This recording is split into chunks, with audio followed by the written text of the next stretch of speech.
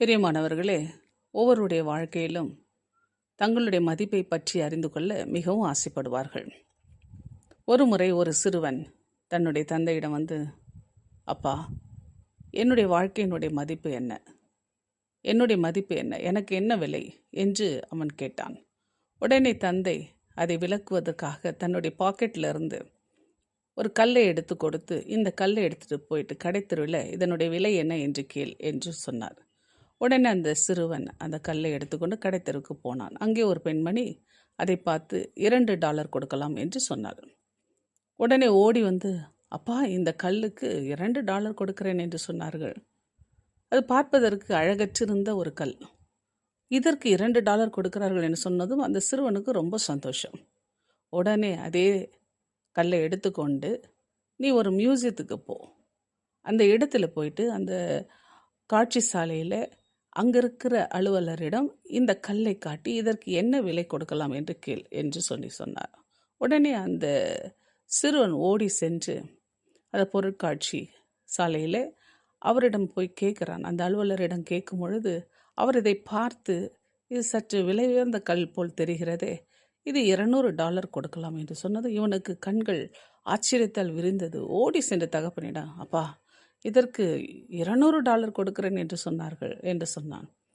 உடனே அவர் சிரித்து கொண்டே, நீ இந்த கல்லை எடுத்துக்கொண்டு போயிட்டு ஒரு வியாபாரியிடம், இந்த கற்களை வியாபாரம் செய்யக்கூடிய ஒரு வியாபாரியிடம் எடுத்துக்கொண்டு போய் காட்டு என்று சொன்னார்.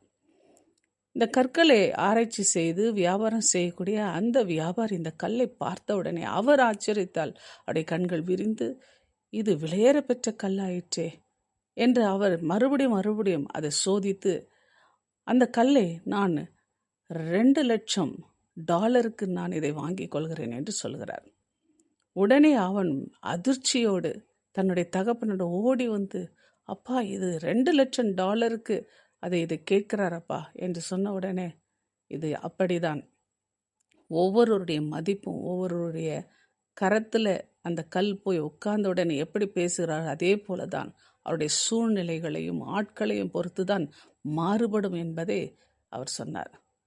உன்னுடைய மதிப்பு நீ இருக்கும் இடம், இருக்கிற மனிதர்கள், அங்கு பழகுகிற மனிதர்கள், இருக்கும் சூழ்நிலை, இதை பொறுத்து உன்னுடைய மதிப்பு மாறும்.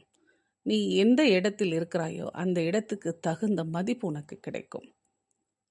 நம் ஆண்டவராகிய இயேசு கிறிஸ்து சொல்லியிருக்கிறபடி, நீ கர்த்தருடைய கரத்தில் அலங்காரமான கிரீடமாகவும் தேவனுடைய கரத்தில் ராஜமுடியுமாய் இருப்பாய் என்று சொல்லப்படுகிறது.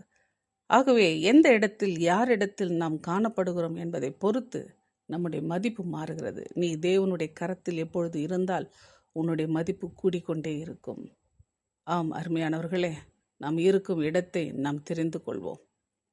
நம்முடைய இடம் தேவன் இருக்கும் இடமாக இருக்கட்டும், தேவ பிரசன்னமாக இருக்கட்டும், தேவனோடு வாழ்கிற வாழ்க்கையாக இருக்கட்டும். அப்பொழுது நம்முடைய மதிப்பு உயர்ந்து கொண்டே இருக்கும். கர்த்தர் தாமே உங்களை ஆசீர்வதிப்பாராக.